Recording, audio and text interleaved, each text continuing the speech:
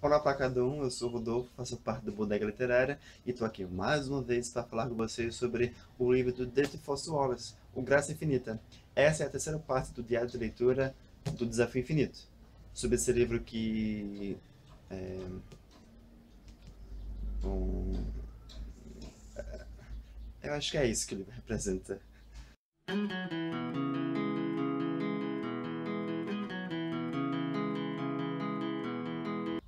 Antes de mais nada, se você não sabe do que se trata esse vídeo, e se você não conhece o livro, não sabe o que é o Graça Infinita, entre no link que vai estar aqui embaixo na caixa de informações, que é o link do Bodega Literária, que você vai saber mais sobre a introdução para essa ideia de leitura, a sinopse do livro e outras informações relevantes para você conseguir entender do que se trata esse desafio infinito que eu estou fazendo aqui semanalmente, ok? Bom, eu fiz aquela brincadeira no começo, dizendo que o livro é um pouco não, mas a verdade é que aconteceu muita coisa durante essas próximas 100 páginas que foram lidas. E muita informação foi ingerida, né? Foi repassada pra gente através é, dos vários personagens e dos vários narradores que aparecem durante essa história. Então, eu vim aqui hoje basicamente falar sobre algumas curiosidades que aconteceram nessas últimas 100 páginas, né? Eu acho que aos poucos, conforme a leitura vai evoluindo, né, a gente realmente agora pode dizer algo mais sobre o enredo dessa história. Uma delas é que realmente há muita informação contida dentro desse enredo, né? Muita informação mesmo. E eu acho que isso é uma tática, como eu já venho falando há bastante tempo, do que o autor coloca pra gente. Eu gosto de dizer que o Graça Infinita é como uma grande concha de retalhos, né? Em que a gente vai costurando, costurando, sem saber realmente o que é que está acontecendo, mas somente quando a gente se afasta de longe, ou seja, enquanto a gente vai prosseguindo na leitura e conforme as páginas vão passando, é que a gente consegue entender que essa costura, ou seja, esse monte de informações que a gente recebe, é, juntas vão formar realmente a trama que contém dentro dessa história. E é a partir desse monte de informação, né, que a gente vai conseguir sentar e pensar. Tá, então o que realmente é relevante e o que realmente eu posso dispensar? Existem algumas pessoas que dizem que, algumas pessoas que leram esse livro, né, que dizem que algumas informações são um pouco irrelevantes, né? É, mas, na minha opinião, eu acho que tudo é relevante. Ou seja, tudo é importante.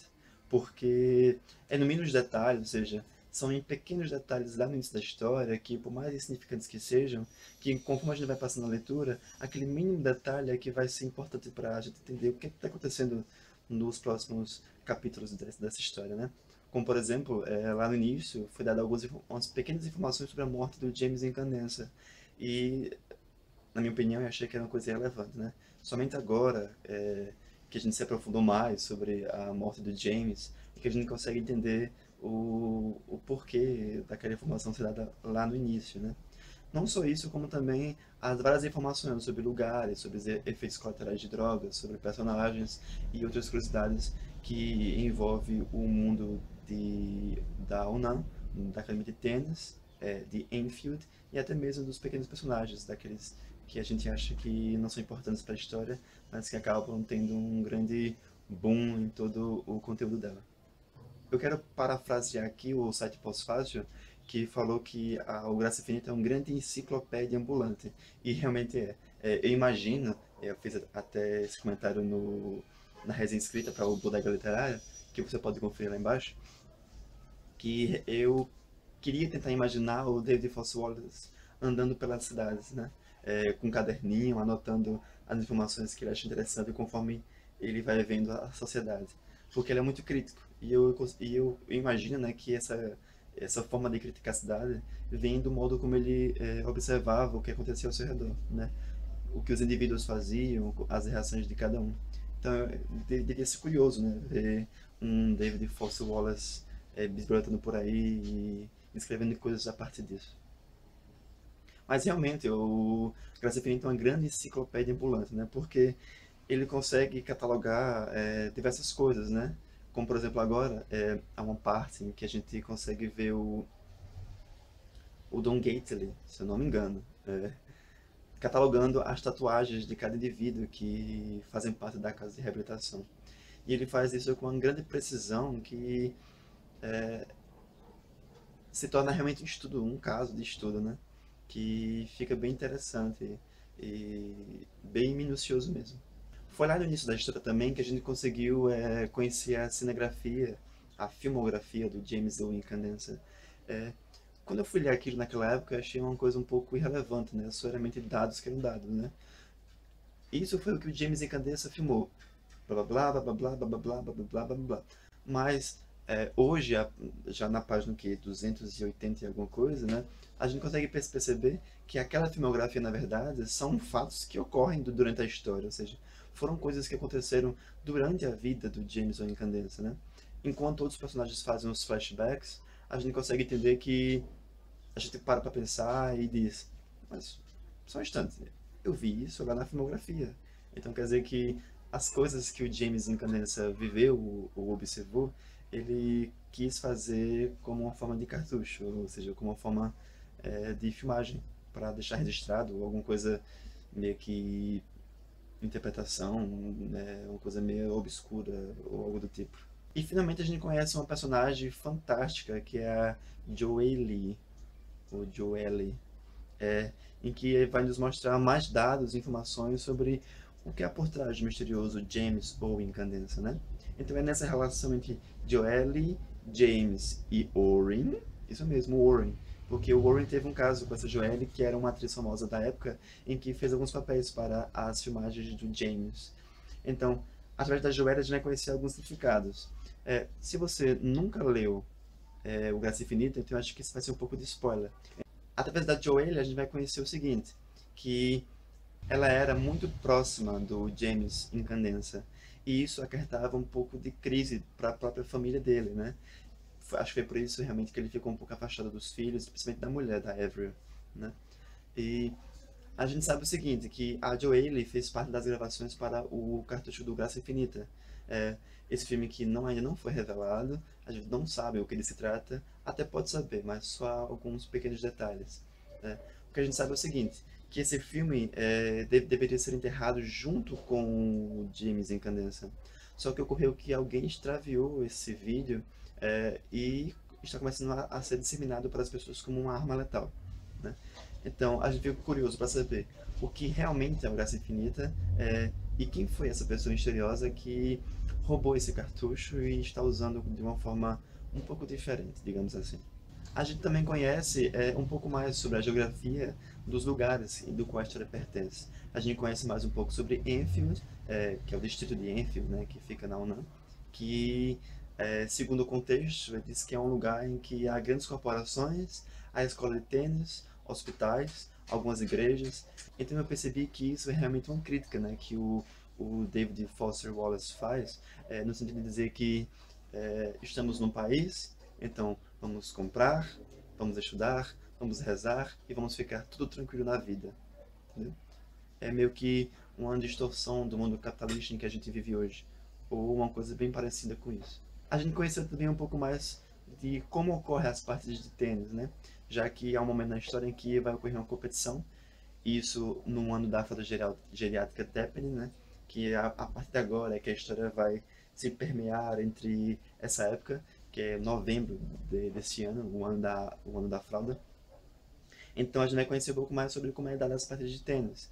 Então vai acontecer uma partida entre a Academia de Tênis de Enfield e a Academia de Tênis de Port Washington, né? Então a gente vai conhecer mais como é dado o treinamento de cada competidor, a forma em que é feito a competição, né? E algumas outras curiosidades sobre o mundo do tênis, já que isso é uma coisa tão importante para essa cidade, para esse distrito. E é durante uma ligação em que a gente vai conhecer também outros detalhes sobre essa história, né? Até porque o Warren adora ligar para o Hal e ficar ali conversando coisas, e a gente começa a partir dessa conversa entender outros fatores que rodeiam essa história. Bom, é numa dessas ligações, né, que o Warren liga para o Hal e ele tá lá cortando as unhas, é super engraçado ver isso. Ele fica preocupado porque tem alguém perseguindo ele. E não é uma pessoa qualquer, né? Ele diz pro Hal que são cadeirantes que tá seguindo ele. Aí ele fica, não Hal, mas não são pessoas comuns, são cadeirantes, mas também não são cadeirantes comuns. São homens parrudos, com cara de malvado, etc. Então a gente já percebe daí que realmente o AFR, que é a, o grupo separatista, né, que está perseguindo a família Incandensa para um motivo de investigação que a gente não sabe qual é o porquê disso tudo. Mas a preocupação para o Warren ter ligado para o Hal não é se sentir perseguido pelos cadeirantes, né? Mas sim estar preocupado em dar uma entrevista para uma revista e não saber falar sobre a morte do pai, né? Uma vez que ele passou um bom tempo afastado da família e a gente não sabe porquê também e realmente não teve tanto contato com como foi a morte do pai, o que se deu depois disso. Então, o Hal vai lá tranquilamente enquanto corta as unhas e explicar pra gente como foi que ele achou o seu pai morto de uma forma totalmente bizarra, que eu não vou contar como foi, por isso que eu quero que vocês leiam e descubram a forma. Mas é totalmente bizarro. Então ele vai nos explicar como foi lá que ele descobriu, como foi que ele fez e tudo mais, né? Então o Orin fica um pouco extasiado sem perceber isso. O Hal também vai contar outras coisas, como foi, por exemplo, sair do luto pela morte do pai, né? Em que ele foi para um psiquiatra, um psicólogo, e foi tentar tirar esse trauma que foi causado pela morte do pai dele. Bom, então é isso. Ler o Graça Infinita está se tornando um desafio, realmente, né? Deixa eu mostrar para vocês o tanto que já vai.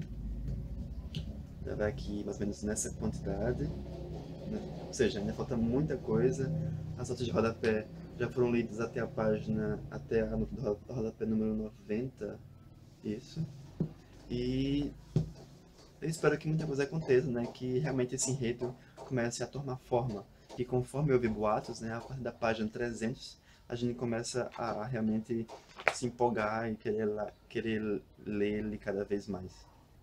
Se você quer saber mais sobre as outras resenhas que foram feitas, além dos vídeos que rolam aqui pelo YouTube cada semana sobre o meu parecer sobre essa história, não deixe de entrar aqui no link que está aqui embaixo, e além de conhecer o Bodega Literária, sobre as resenhas que rolam por lá, e além dos conteúdos exclusivos, como o romance policial Fósforos Úmidos.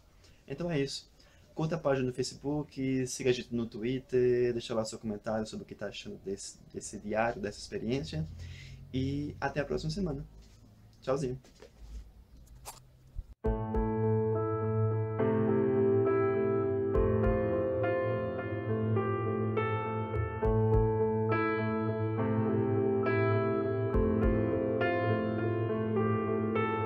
Antes, antes, antes de esma... Antes de mais nada. Antes de...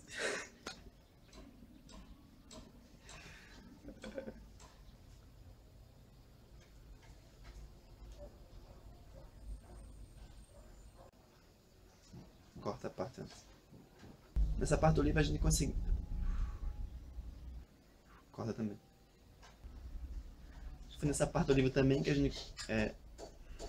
Corta. Foi nessa parte do livro também que a gente teve contato com uma das melhores reflexões que o livro faz até agora. Que é antes dessa Corta, vou botar isso não.